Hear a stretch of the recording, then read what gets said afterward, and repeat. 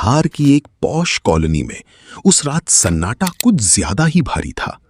अचानक उठता धुआं, चीख पुकार और फिर बंद दरवाजे के पीछे मिली दो लाशें, एक जली हुई और दूसरी फंदे से लटकी। पहली नजर में ये आत्महत्या लगती थी, लेकिन जब रिश्तों की परतें खुली तो सामने आया प्यार, धोखा और बदले की एक खौफनाक कहानी। सवाल बस एक था, ये हत्या थी, खुदकुशी या दोनों का खतरनाक मेल। ये वीडियो सच्ची घटनाओं से प्रेरित है। इसका उद्देश्य किसी की भावनाओं को ठेस पहुंचाना नहीं, बल्कि समाज में बढ़ते अपराधों के प्रति जागरूकता फैलाना है। हम किसी भी प्रकार की हिंसा का समर्थन नहीं करते। आज की हमारी पहली घटना महाराष्ट्र की है। मांडू की पहाड़ियों और खंडारों के बीच बसे एक छोटे से गांव तारापुर में जननी पिंकी पहली नजर में किसी भी परंपरागत आदिवासी लड़की जैसी नहीं लगती थी।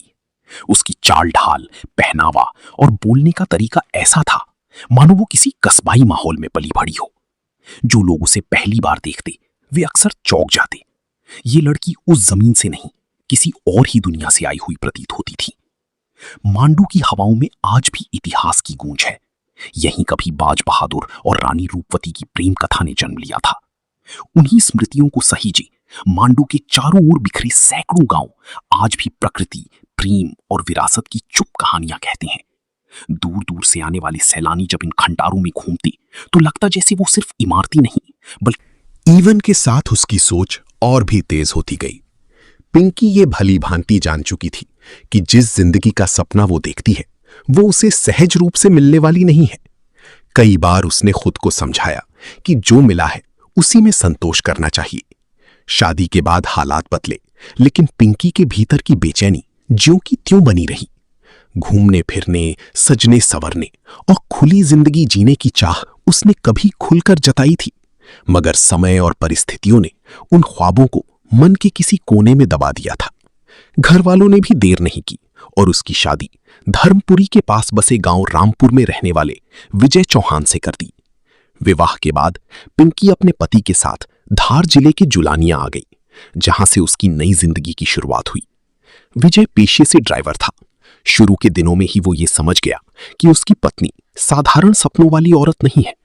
पकी बड़ी बड़ी ख्वाहिशें पालती थी, जिन्हें पूरा करने के लिए बहुत पैसा चाहिए था। इतना पैसा जो विजय की आमदनी से शायद कभी जुट ही ना पाता। ये जानने के बाद भी विजय ने कभी हाथ खड़े नहीं किए। वो जितना कर सकता था उतना करने की कोशिश करता रहा, ताकि उसकी पत्नी को किसी बात की कमी महसूस ना हो। दिन रात गाड़ी चलाकर वो थक जाता था, लेकिन ड्राइवरी से मिलने वाली कमाई सीमित थी। पिंकी जो चाहती थी वो सब खरीद पाना या उसे वैसी जिंदगी दे पाना विजय के बस से बाहर था। वो अक्सर प्यार से समझाने की कोशिश करता कि हर इच्छा जरूरत नहीं होती और हालात के हिसाब से ही सपने देखने चाहिए। पिंकी उसकी मजबूरी समझती तो थी, लेकिन ये समझ बहुत देर तक उसके मन में टिक नहीं पाती थी। शादी के शुरुआती दिन आपसी लगाव और अपनापन में ठीक ठाक गुजर गए। इसी बीच पिंकी मां बनी। 2 बेटों ने जन्म लिया, हिमांशु और अनुज। बच्चों के आने से विजय की जिंदगी पूरी हो गई। उसे लगता था कि अब उसे और कुछ नहीं चाहिए। पत्नी, बच्चे और सादा सी जिंदगी, वो इसी में संतुष्ट था। लेकिन पिंकी के मन की बेचैनी खत्म नहीं हुई। जैसी जैसी बेटी बड़ी होने लगी, उसकी दबी हुई चाहतें फिर उभरने लगी। घर के खर्च बढ़ते चले गए, जिम्मेदारियां भी बढ़ी, मगर विजय की कमाई वहीं की वहीं रही। 17 साल की शादी। इसी ऊब और खालीपन के बीच उसकी जिंदगी ने अचानक एक मोड़ लिया। वो मोड़ आकर्षक भी था और डरावना भी। ऐसा रास्ता जो देखने में आसान लगता था, मगर जिसकी मंजिल का कोई भरोसा नहीं था। पिंकी ने जोखिम को समझा, फिर भी पीछे नहीं हटी। ना भविष्य की चिंता, ना घर परिवार की परवाह। जिम्मेदारियों से ज्यादा उसे अब फिसलन में राहत दिखाई देने लगी थी। उधर विजय की जिंदगी में भी एक किरदार दोबारा दाखिल हुआ। दिलीप चौहान, पुराना दोस्त जो बेरोजगारी से जूझ रहा था।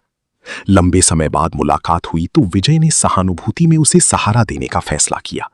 गाड़ी चलाना सिखाया, भरोसा दिया और रास्ता दिखाया। ड्राइविंग सीखते सीखते दिलीप को काम भी मिल गया।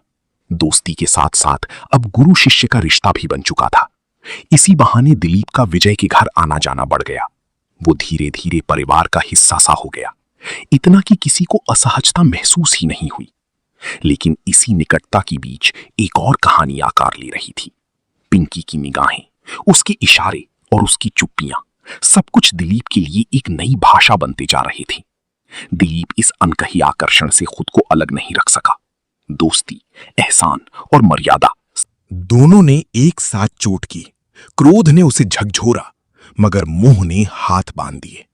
पिंकी के लिए दीवानगी ऐसी थी कि विजय ने कठोर कदम उठाने के बजाय समझाने का रास्ता चुना। वो चाहता था कि सब संभल जाए, कि ये भटकाव यहीं थम जाए। पर तब तक बहुत देर हो चुकी थी। हालात उसके काबू से बाहर जा चुके थे। पिंकी भीतर से निर्णय कर चुकी थी। पति का लिहाज और समाज का डर उसे खुलकर जीने से रोकते रहे थे, मगर अब वो बंधन बोझ बन चुका था। एक दिन उसने किसी की परवाह नहीं की। ये कोई आधी रात का पलायन नहीं था, नहीं चोरी छिपे भागना। उसने विधिवत अपने रिश्ते को विराम दिया। विजय से तलाक लेकर उस गृहस्थी से खुद को मुक्त कर लिया। दूसरी शादी के बाद पिंकी ने पहली बार चैन की सांस ली थी। इस बार ना तो कोई सवाल पूछने वाला था और ना ही टोका टाकी करने वाला। दिलीप ने हर संभावित अड़चन से बचने के लिए धार को ही ठिकाना बना लिया था। सिल्वर हिल कॉलोनी में लिया गया मकान पिंकी की कल्पनाओं से मेल खाता था। साफ सुथरा, शांत और दिखावे के लिहाज से भी ठीक ठाक। उसे लगा शायद अब उसकी जिंदगी सही दिशा में आ गई है। ये पिंकी के दाम्पत्य जीवन का दूसरा अध्याय था। दिलीप शुरू में उसी तरह उसके इर्द गिर्द घूमता रहता जैसे कभी विजय रहा करता था। बाहर खाना, सिनेमा, घूमना फिरना, इन सब में दिलीप को कोई आपत्ति नहीं थी। सबसे बड़ी बात यह थी कि खर्च के मामले में वो टाल मटोल नहीं करता था। पिंकी को यही चाहिए था, ध्यान, दिखावा और खुला खर्च। शुरुआती कुछ महीने उम्मीदों के मुताबिक गुजरे, लेकिन धीरे धीरे हालात बदलने लगे। दिलीप की आमदनी सीमित थी और पिंकी की चाहतें अंतहीन। अब तक जो आकर्षण सिर चढ़कर बोल रहा था, वे धीरे धीरे उतरने लगा। दिलीप पिंकी के सौंदर्य से पहले ही तृप्त हो चुका था, पर शादी का रिश्ता उसे खुलकर शिकायत करने की इजाजत नहीं देता था। जब भी पिंकी प्यार के दिनों में किए गए वादों की बात उठाती, दिलीप के पास कोई ठोस जवाब नहीं होता। पिंकी भी ये बदलाव महसूस करने लगी थी। उसे समझ में आने लगा कि ये रिश्ता भी उसकी आकांक्षाओं को पूरा करने में असमर्थ है।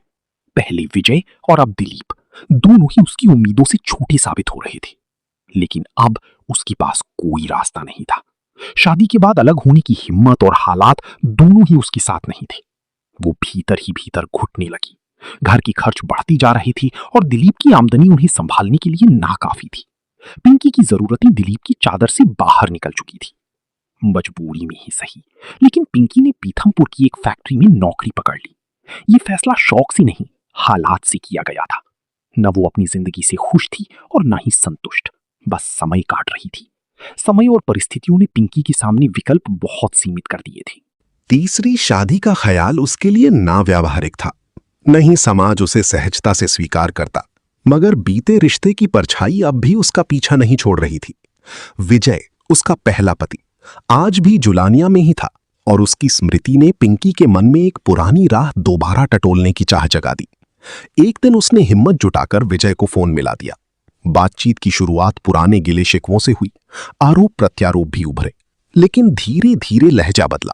शिकायतों की जगह अपनापन लौटने लगा और बात किसी समझौते की ओर बढ़ती महसूस हुई। पिंकी को लगा शायद बीता हुआ पूरी तरह खत्म नहीं हुआ है। अपने समाज में तलाक के बाद दो लोगों का फिर से करीब आना बहुत कम देखा जाता है। यहां रिश्ते अक्सर टूटने के बाद स्थायी दूरी बना लेते हैं। मगर विजय की रुचि दोबारा जागी तो पिंकी का आत्मविश्वास बढ़ गया। ये जानकर कि विजय ने अब तक दूसरी शादी नहीं की, उसके मन में एक अजीब सी तसल्ली और गर्व दोनों उमड़ पड़े। उसे लगा शायद वो अब भी किसी के लिए खास है। इसी बीच समय अपनी सामान्य रफ्तार से चलता रहा। 28 जुलाई की रात दिलीप रोज की तरह काम निपटाकर घर लौटा। गली के मोड़ पर पहुंचते ही उसने कुछ असामान्य देखा। उसके घर की खिड़कियों से धुआं उठ रहा था। दिलीप घबरा गया। उसने शोर मचाया और आसपास के लोग दौड़ पड़े। दरवाजा अंदर से बंद था, लिहाजा पड़ोसियों की मदद से उसे तोड़ा गया। घर के भीतर का दृश्य सन्न कर देने वाला था। किचन में पकी नीयत शब पड़ी थी और बेडरूम में विजय, धुआं बंद दरवाजा और दोनों की निष्प्राण देह, सब कुछ किसी गहरी अनहोनी की ओर इशारा कर रहा था। कमरे में मौजूद हर व्यक्ति समझ गया कि मामला साधारण नहीं है। लोगों को बस इतना पता था कि एक ही घर से दो लाशें मिली हैं, लेकिन ये कोई साधारण मौत नहीं थी। सवाल ये नहीं था कि कौन मरा, सवाल ये था कि दोनों मरे कैसे। पुलिस के पहुंचते ही घर को घेर लिया गया, हर कोना खंगाला गया, हर मौजूद व्यक्ति से सवाल किए गए। तभी दिलीप ने एक ऐसा तथ्य बताया जिसने पूरी कहानी को पल भर के लिए उलझा दिया। मृतक विजय उसकी पत्नी पिंकी का पहला पति था और साथ ही दिलीप का करीबी दोस्त भी। ये रिश्ता सुनते ही पुलिस के माथे पर शिकन आ गई, मगर जांच आगे बढ़ते ही तस्वीर धीरे धीरे साफ होने लगी। दोनों शवों को तुरंत पोस्टमार्टम के लिए भेज दिया गया। इसके बाद दिलीप से विस्तार से डर के मारे वो चीख पड़ा और आस पड़ोस के लोग दौड़े चले आए। मौके पर मौजूद लोगों ने पुलिस को एक ही बात बताई, घर का दरवाजा भीतर से बंद था। कई लोगों ने मिलकर दरवाजा तोड़ा। अंदर का मंजर किसी को भी झकझोर देने वाला था। रसोई में पिंकी की जली हुई लाश पड़ी थी, जबकि ड्राइंग रूम में विजय मृत अवस्था में मिला। उसके गले में साड़ी का फंदा कसकर लिपटा था। पिंकी के चेहरे पर साफ चोटों के निशान थे, जिन्हें अनदेखा करना नामुमकिन था। कुछ ही घंटों में यह खबर धार से निकलकर पूरे निमाड़ और मालवांचल में फैल गई। हर गली, हर चौपाल पर बस एक ही चर्चा थी, ये दोहरी हत्या थी या खुदकुशी का मामला। हर किसी के पास अपनी थ्योरी थी, अपनी दलीलें थीं, मगर सबकी निगाहें एक ही ओर टिकी थीं। सूचना मिलते ही धार के एसपी बीरेंद्र सिंह खुद घटनास्थल पर पहुंचे। उन्होंने जले हुए घर और आसपास के हालात को ध्यान से देखा, हर छोटे बड़े संकेत को समझने की कोशिश की, लेकिन जो तस्वीर सामने आ रही थी वो उलझनों से भरी हुई थी। पुलिस पूछताछ में पिंकी की मां मुन्नी बाई ने